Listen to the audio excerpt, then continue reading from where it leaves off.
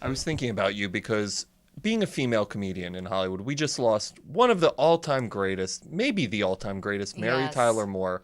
Talk to me about being a female comedian in Hollywood. I feel like we're seeing an influx of tremendous talent right now, from the Amy Schumers of the world to the Julia Louis-Dreyfuses. I feel like it's an all-time high. Talk to me about being part of that group. Well, you know what's amazing is that from the beginning of time, women have been funny, but it's for some reason only becoming press now in the past like 10 years. So it's cool. It's like it's a cool thing that people are finally starting to get involved or get on board with something that has always been there.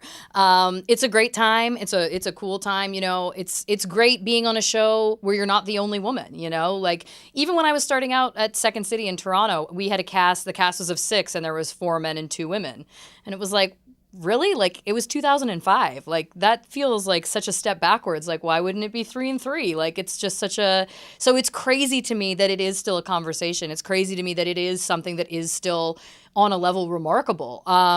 Which is great. And I mean, again, having America direct an episode for us sounds like it's like, oh, whatever. But I'm like, but that's pretty cool. You know what I mean? Cool. Like that she didn't direct an episode of Ugly Betty. So it's pretty awesome that there's, you know, we have a lot of female directors that are coming in. We have great female writers. I think right now we have more female writers on our show than male.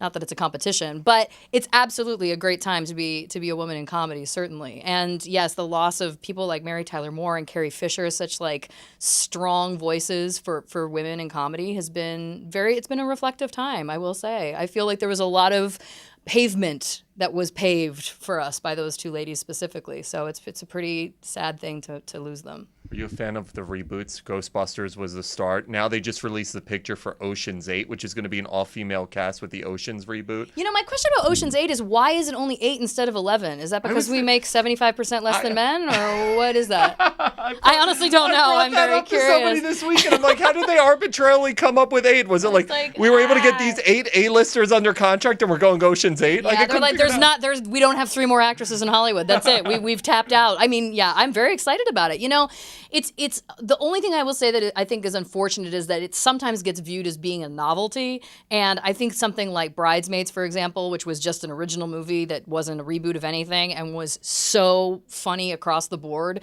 is a great example that female-centric things can succeed and people find them hilarious, and it doesn't need to be a gimmick. Do you know what I mean? I think so many people get caught up on, especially with the Ghostbusters thing, get caught up on that it's like this gimmick, it's like whatever, and it's like, maybe we just need to like keep doing the original stuff, guys. Let's not ruin this for all the women. You know what I'm saying?